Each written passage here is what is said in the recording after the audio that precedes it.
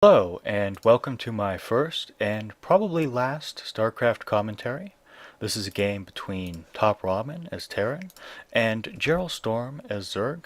TopRamen is currently number 15 on the Starbow ladder in North America. Let's get going. And enable sound. Yes, I am secretly Day 9. Anyway, I'm actually mainly making this video just because I wanted to set a good example for microphone usage. This is only my $20 microphone, not my fancy one. But a lot of people are using cheap microphones and, their volume is too high, so it's clipping. And I just wanted to set a good example. Well, here we have gas first, then a pool from JarrellStorm. This is more of a ZvZ build, but even in ZvZ, really, you want your pool before your gas, I think. So look, he's already stopped mining gas and his pool's not done. Pool's still not done. And TopRamen went CC first, and now he's getting a barracks. This is sort of the standard good way to go CC first in a TvZ. You get your CC, and you wall off at the top of the ramp. Then you're expecting your opponent goes hatch first. You get a bunker by your command center, put a couple marines in that, and if the Zerglings are out of range, they can just get out, shoot the Zerglings, walk back to the bunker if they get attacked, and the Zerglings will be blocked from going up into the main by this wall off. So here we have the Zergling attack incoming. First Marine is not quite out yet. They got a SCV, and they pulled these SCVs off mining. One Marine is out. He's not even getting a second Marine. He's getting a tech lab. He's like, yeah, this is how much I'm worried about your Zerglings. So Jarrell, he wants to do damage. He's pulling back one Zergling at a time. Finally, he decides it's just not worth it. Yep. Getting another barracks. In the meantime, natural hatchery still not quite done. And Jarrell just has these Zerglings with speed. Now this is a bit premature. Yeah. Because this will happen. You want to wait until you actually have some Marines. Until you actually have units to push out when you have Zerglings waiting at your natural. So natural is up. Transfer some drones? No? Well, whatever. Nurturing swarm on this building macro hatch. You can also use that on the lair, and he does. It speeds up the morph. Now, yes, TopRamen is going for a early bio push with stim.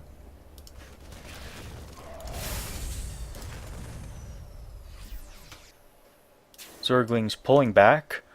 Personally, I think you want to keep them as close up here as you can. Just keep an eye on the exact timing of when your opponent moves out. But, he's getting spine crawlers up at a good time. He has 2 fire bats, 2 medics, some marines. This is very standard in Starbow, this kind of bio push. Spine crawler defense. You do want spine crawlers to defend. Oh, he's pulling one back here because there's this back path. But really, I think he should just have placed these spine crawlers further back here. I do like the combination of spines with Zerglings, though. Note that these spines do 25 damage, and Marines have 45 health. In Brood War, it was 40 explosive and 40 health. So people would get +1 armor, and it would take an extra hit to kill a Marine from a sunken. But in Starbow, you just want that +1 attack, and that'll make your Marines do 5 damage instead of 4 against the 2 armor of spines. So he's getting a 4th spine up, and Nurturing Swarm goes down, but it's still going to be a little delayed. He will be okay. He will survive, but could have just moved these back. And he does. He moves one back. And TopRamen says, "Go home, guys." Okay, let's take the shortest route. The shortest route right through the enemy spine crawlers. Spire is done, but Jarrell is supply blocked. He has 1,000 gas and he's supply blocked. He's getting 5 overlords. He says, "Well, I'll just get a hatchery then." Okay. Yeah, you really want to make sure you have your overlords as your spire finishes. You want to get those mutas up. And because you want spines to defend against that kind of early bio push, it's hard to defend in early 3 bases. And if you're only on 2 bases, you really want to get your gas up early. And usually you want 3 in gas. You want to get your gas up early. And to spend that gas, you need some kind of tech. Mutalisks are probably the standard choice. 2 base muta into 3 base lurker was very standard in Brood War. Muta's obviously quite effective if you have good micro. And a few mutas are out. Well, he's finally spent most of his gas and he's going to wait. Getting a 3rd base up, good. Bleeding down a 4th hatch at another base, also pretty good. You know, maybe you lose a hatch to a push. It's okay, even if it just buys some time. It's fine. And if your opponent doesn't attack, then, well, you have an extra base. 1 Marine. The worst duty, scout duty for Marines, is not really what you want to have as a Marine. Very dangerous. Muta's doing some damage. Taking some hits from Marines, though. Okay. Looking at the units. 13 Marines. No, 13 mutas. I can't speak properly for some reason. This is my first StarCraft cast ever, so cut me some slack, eh? 42 drones, 29 SCVs. So, quite a worker lead. Ooh. Okay. You don't want to fight that. No. No. No, what are you doing? No.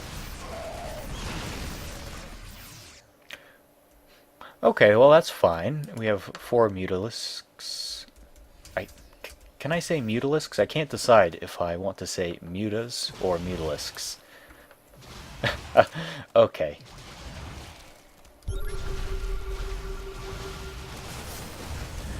And 2 mutas remain. A few marines coming down here. See, you really want to have some zerglings so you can clean up this kind of small force. Patch finishes. This is okay, but you need some zerglings to deal with this. 1 Hydra. Well, that's not going to... What are you doing, Hydra? What are these guys doing? Is that a bad rally? Let's see. I don't know.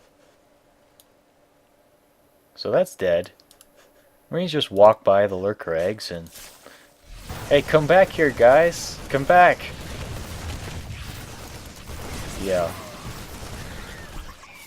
And the Marines just walk around.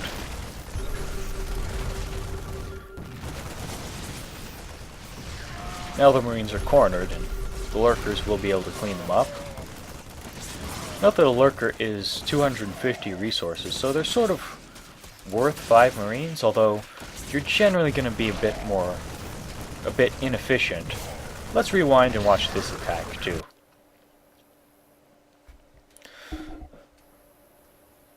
Okay.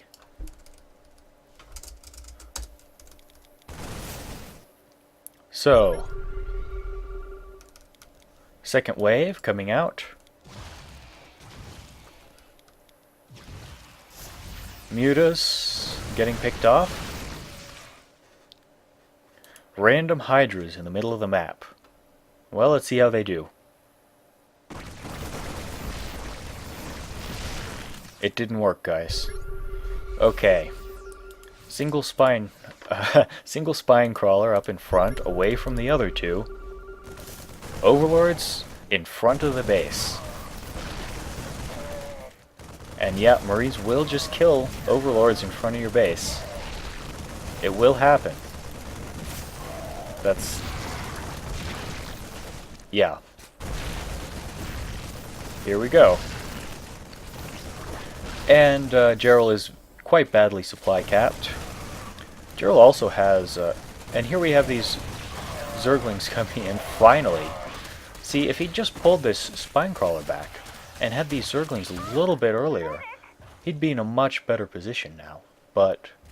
and of course had these overlords just over here instead. He'd be much better off. So, Zerglings coming in, and the lurkers do nothing. Now, just straight Zerglings, with good upgrades especially, are, I think, a little bit underrated. Well, I mean, people know that Zerglings can be good units. They have very high DPS, the highest DPS of any unit for cost. But, well, Jarrell is hanging on here. He's fallen behind in supply, though. And he's behind on upgrades. And science vessels are coming out, irradiating lurkers. Always one of the better uses of irradiate. Along with defilers, of course. So, TopRamen at this point is pretty clearly ahead. He's ahead in supply. He's ahead in upgrades. I don't know, obviously, if you get a huge clump of Marines and you get some good Baneling hits, or they walk into lurkers, going up a ramp, then you can come back. But once science vessels come out, it's a bit of a problem. Now you can get Scourge, and good Scourge usage versus a Terran player getting science vessels is very important.